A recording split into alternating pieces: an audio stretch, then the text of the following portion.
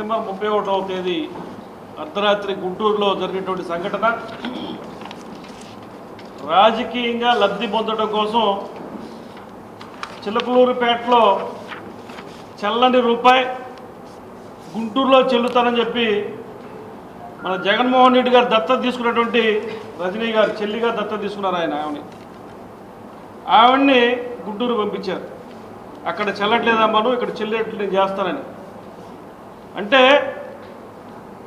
జగన్మోహన్ రెడ్డి గారు పులివెందుల రాజకీయాన్ని గుంటూరులో ప్రవేశపెట్టడానికి ప్రయత్నం చేస్తూ ఉన్నారు. 2014లో ఏదైతే విశాఖపట్నంలో జగన్మోహన్ రెడ్డి గారు తల్లి గారు పార్లమెంట్ సభ్యురాలుగా పోటీ చేసినప్పుడు విశాఖపట్నం మొత్తాన్ని కూడా భయభ్రాంతులకు గురి చేశారు. అక్కడ కడప నుండి పులివెందుల నుంచి వచ్చినటువంటి అల్లరి మూకలు, రౌడీ మూకలు, గజ దొంగలందరూ కలిసి విశాఖపట్నాన్ని భయభ్రాంతులకు గురి చేస్తే వారందరూ కూడా ఏకమై విజయం గారిని ఓడించడం జరిగింది. ఇప్పుడు అదే కక్షతో విశాఖపట్నాన్ని పూర్తిగా అతలాకుతలం చేస్తున్నారు జగన్మోహన్ రెడ్డి గారు. మరలా ఈ రోజున తల్లిగారు చెల్లిగారు ఈయన వదిలిపెట్టి వెళ్ళిపోయిన తర్వాత కొంతమంది చెల్లెలుగా దత్తత తీసుకున్నటువంటి వాళ్ళలో ముఖ్యులు రజనీ గారు అదే స్ట్రాటజీని గుంటూరులో ప్రవేశపెట్టబోతున్నారు వాళ్ళ చెల్లిగారి కోసం, దత్త చెల్లిగారి కోసం. దాంతోపాటు ఈవిడ గారు కూడా ఏదైతే చిలకలూరుపేటలో ఆవిడ చేసినటువంటి అరాచకాలు కానివ్వండి, అవినీతి కానివ్వండి ఆయన బాగా నచ్చినాయి. చిలకలూరుపేటలో కూడా ఇదే చేశారు. పుల్లారావు గారు కానివ్వండి, టీడీపీ నాయకులు పుల్లారావు గారు కానివ్వండి, వైసీపీ నాయకులు రాజశేఖర్ గారు కానివ్వండి, అట్లానే ఎంపీగా ఉన్నటువంటి కృష్ణదేవరాయలు గారు కానివ్వండి, వారి ఫ్లెక్సీలు ఎక్కడా కూడా లేకుండా చేసినటువంటి సందర్భం మనకు తెలుసు. అంటే కనీసంగా ఈవిడ రాజకీయాల్లోకి వచ్చి ఎంతకాలం అయింది? పట్టుమని రాజకీయాల్లోకి వచ్చి 6 సంవత్సరాలు కాలేదు. ఈవిడ వాళ్ళ మామగారి కుటుంబాన్ని అడ్డం పెట్టుకొని చిలకలూరుపేటలో పుల్లారావు గారి కాళ్ళు పట్టుకొని నేను సాఫ్ట్వేర్ కంపెనీ నడుపుతా ఉన్నాను, 100 కోట్ల సొమ్ము నా దగ్గర ఉంది, ప్రజలందరికీ కూడా ఉపయోగపడతానని చెప్తే పుల్లారావు గారు రోజున ఆదరించి తెలుగుదేశం పార్టీలో చేర్చుకొని వారి కుటుంబాన్ని ఆదరించారు. తర్వాత ఈవిడ పరిస్థితి తెలిసిన తర్వాత ఈవిడంతా అబద్ధాల మాటలని చెప్తా ఉన్నారు. ఈవిడ దగ్గర అంతా కన్నింగ్ నేచర్ ఉంది. ఎక్కడా కూడా మనుషులుగా చూడదు, అహంభావంతో కూడుకున్నటువంటి ఏమని పుల్లారావు గారు పక్క పెట్టడం జరిగింది. దాంతో ఆమె వెంటనే ఒకే పక్షాన్ని గూటి చేరతానట్టుగా వైసీపీలో చేరటం, స్వయంగా ఆమె చెప్పింది నేను డబ్బులు పెట్టి కొనుక్కొచ్చుకున్నాను టికెట్ అని చెప్పటం, తర్వాత మళ్ళీ డబ్బులు పెట్టి మంత్రి కొనుక్కుంటానని చెప్పడం, ఇవన్నీ జరిగిపోయిన సంఘటనలు. తర్వాత ఎవరు కూడా ఇక్కడ ఫ్లెక్సీలు పెట్టడానికి వీల్లేదు.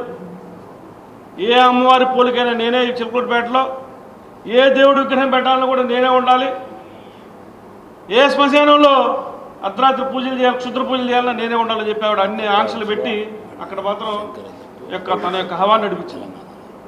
ఇదంతా చూసినటువంటి జగన్మోహన్ రెడ్డి గారు మెచ్చారు బాగా. చిలకలూరుపేట ప్రజలందరినీ బాగా వేధించామమ్మా, పిలిచి పిప్పి చేసాము. ఇక గుంటూరు పట్టణంలో కనుక మనం బాగా వేస్తే ఆ ఎఫెక్ట్ గుంటూరు జిల్లా మొత్తం తగులుద్ది, కాబట్టి నువ్వు గుంటూరు రావడం మంచిదని చెప్పి ఏదో మిమ్మల్ని నమ్మి వచ్చినటువంటి వైశ్య కులానికి చెందినటువంటి గిరిగారిని మోసం చేసి మరలా మిమ్మల్ని ఇక్కడ పెట్టడం జరిగింది.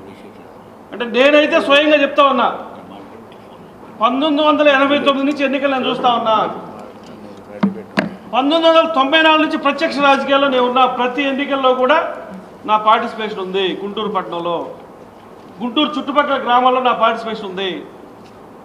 ఏ రోజు కూడా ఏ ఎన్నిక జరిగినా కూడా ఆ ఎన్నికలప్పుడు జరిగినట్టు చిన్న చిన్న సంఘటనలు తప్పితే ఎన్నికల ముందు కానీ ఎన్నికల తర్వాత కానీ గుంటూరు పట్టణంలో ఎక్కడ ఎటువంటి సంఘర్షణ జరిగినటువంటి సందర్భం లేదు.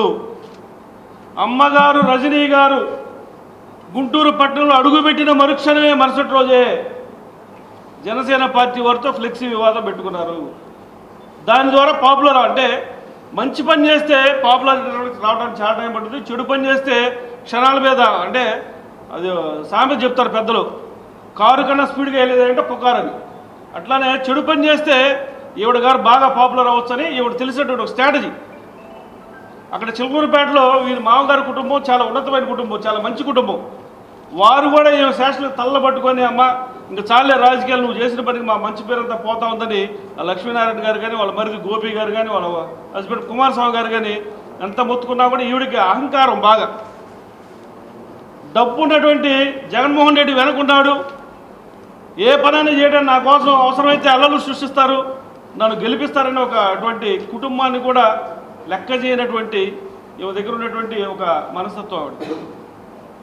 అంటే ఆడవారిలో ఒక రకమైనటువంటి, ఇప్పుడు మన సీరియల్లో చూపిస్తూ ఉంటారు లేడీ విలన్స్, అటువంటి క్యారెక్టర్ కలిగినటువంటి ఈవిడ గుంటూరు పట్టణంలో ఆ స్ట్రాటజీని ప్రవేశపెట్టడం అనేది చాలా దుర్మార్గం, దురదృష్టకరం.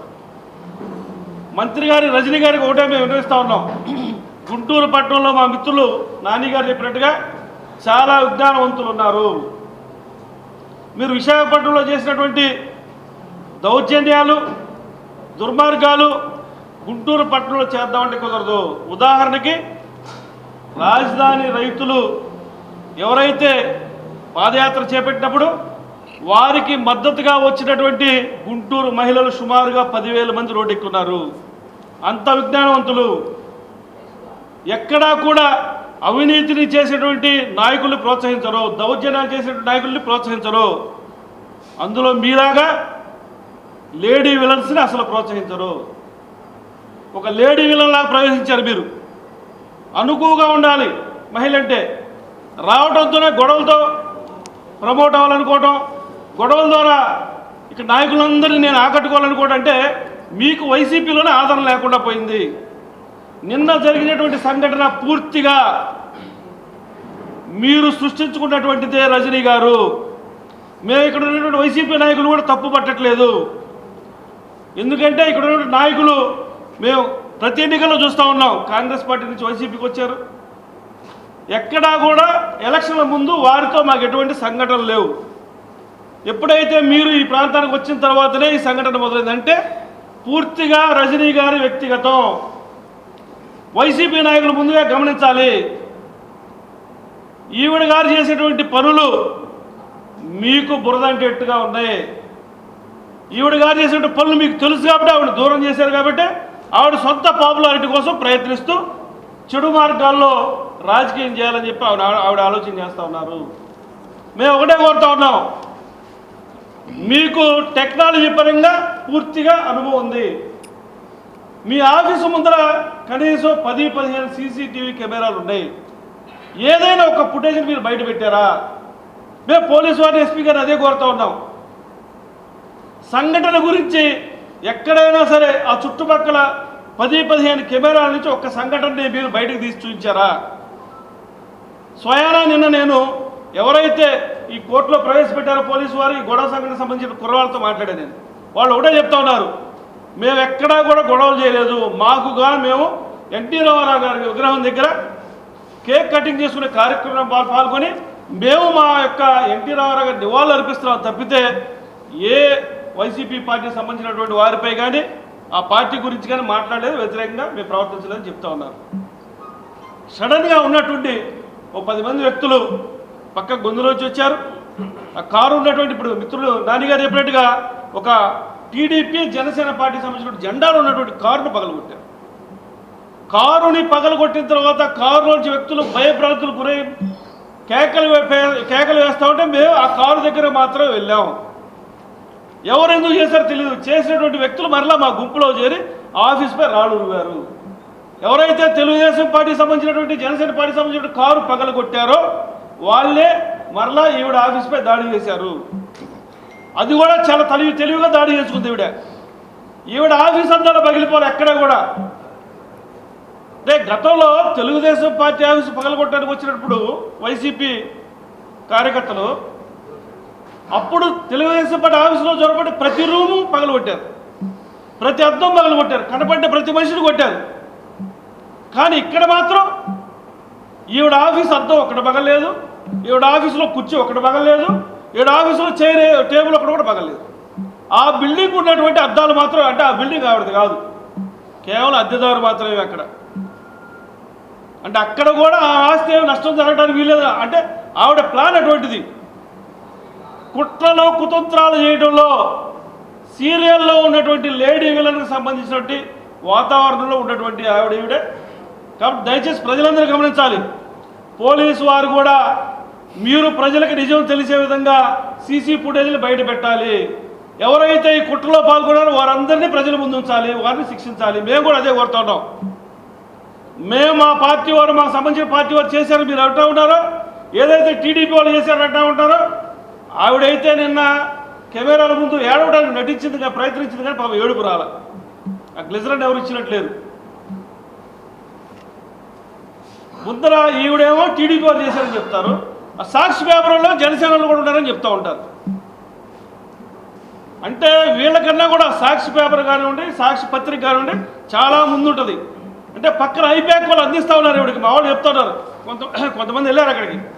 ఈవిడ మాట్లాడుతూ ఉంటే ఇట్లా అంటున్నారంట వేళతో, అంటే ఏడవమని ఐప్యాక్ వాళ్ళు అంటే వాళ్ళు పక్కన అడిగారు ఏంటంటే ఏడవమని చెప్తా ఉన్నాం అని చెప్తా ఉన్నారంట వాళ్ళు. ఇటువంటి సంఘటనల్ని గుంటూరు ప్రజలు నమ్మరు. దయచేసి మేము ఒకటే చెప్తా ఉన్నాం, వైసీపీ మిత్రులు కూడా చెప్తా ఉన్నాం, ఇటువంటి సంఘటనలు ప్రవేశపెట్టేటువంటి రజనీని మీరే తిరస్కరించాలి. ప్రజల కోసం పనిచేసే వాళ్ళని మీరు తీసుకురండి. మరలా ఇంకొక కార్డు, బీసీ కార్డు అని, బీసీ కార్డు ఈవెన ఎప్పుడైతే గుంటూరు వచ్చారో ఆవిడ కులానికి సంబంధించినటువంటి ముత్రాసు సంబంధించినటువంటి, అంటే తెలంగాణలో అంటే క్రిస్టియన్ తీసుకొచ్చింది, బీసీ క్రిస్టియన్. అంటే ఈ రాష్ట్రంలో ఎవరు కూడా బీసీ నాయకులు ఆవిడ పనికిరాదు.